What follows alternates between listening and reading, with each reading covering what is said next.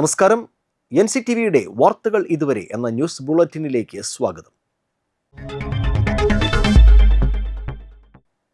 ഇന്നത്തെ പ്രധാന വാർത്താ സംഭവങ്ങൾ നോക്കാം. മുണ്ടൂർ പുറ്റേക്കരയിൽ സ്വകാര്യ ബസ് നിയന്ത്രണം വിട്ടുമറിഞ്ഞ് 18 യാത്രക്കാർക്ക് പരിക്കേറ്റവരെ ആശുപത്രിയിലേക്ക് മാറ്റി.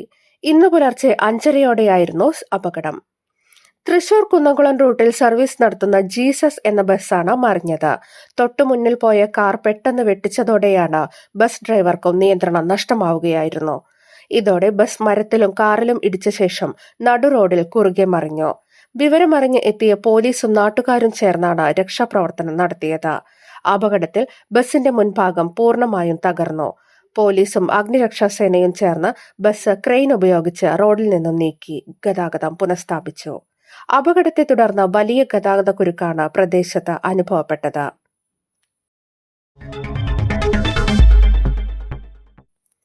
കാവല്ലൂർ വീട്ടിക്കുന്ന് ഭാഗത്ത് കാട്ടുപന്നി ശല്യം രൂക്ഷമാകുന്നതായി നാട്ടുകാർ.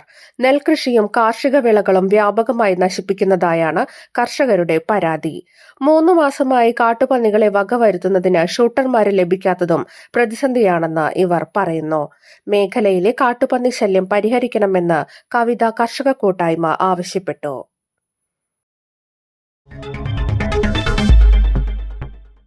കുടുംബശ്രീ മിഷൻ സംസ്ഥാനതല ഓണം വിപണന മേള തൃശൂർ ടൗൺ ഹാളിൽ തുടങ്ങി.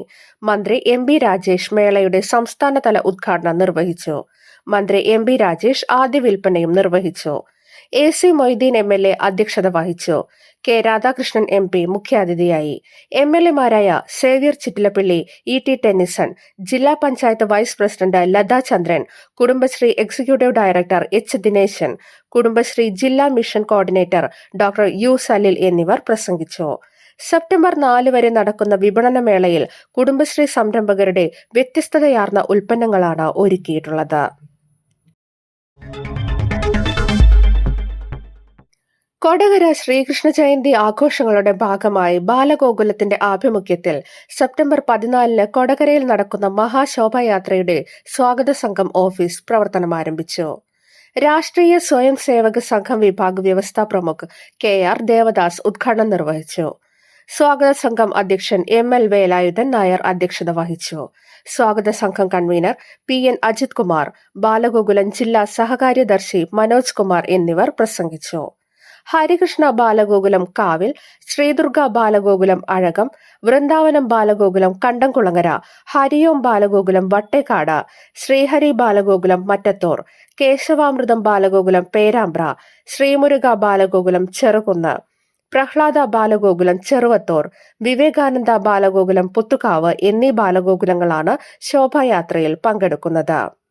സെപ്റ്റംബർ 14 വൈകിട്ട് 4 മണിക്ക് വിവിധ സ്ഥലങ്ങളിൽ നിന്നും വരുന്ന ശോഭായാത്രകൾ കൊടകര ഗാന്ധിനഗറിൽ സംഗമിച്ച് മഹാശോഭായാത്രയായി കൊടകര ടൗൺ ചുറ്റി പൂനിലാർക്കാവ് ക്ഷേത്രസന്നിധിയിൽ സമാപിക്കും.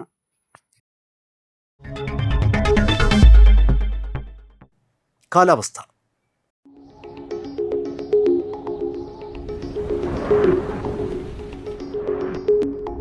കൂടിയ താപനില 28 ഡിഗ്രി സെൽഷ്യസ്, കുറഞ്ഞ താപനില 24 ഡിഗ്രി സെൽഷ്യസ്. ചാലക്കുടി കൃഷ്ണ ജ്വല്ലറിയിൽ ഇന്നത്തെ സ്വർണ്ണവില. സ്വർണ്ണവില നിങ്ങൾക്കായി സമർപ്പിക്കുന്നത് അപ്പസ്വർണം ആഡംബരവുമാണ്, സമ്പാദ്യവുമാണ്. സ്വർണം കയ്യിലുണ്ടേ അതൊരു ധൈര്യവുമാണ്. Krishna jewellery gold and diamonds, Chalakudy. ഹൃദയങ്ങൾ കീഴടക്കിയ വിശ്വാസം. സ്വർണം ഗ്രാമിന് 9,470 രൂപയും പവന് 75,760 രൂപയും രേഖപ്പെടുത്തി. ഇതോടെ വാർത്തകൾ ഇതുവരെ എന്ന ന്യൂസ് ബുള്ളറ്റിൻ പൂർണ്ണമാകുന്നു. നന്ദി, നമസ്കാരം.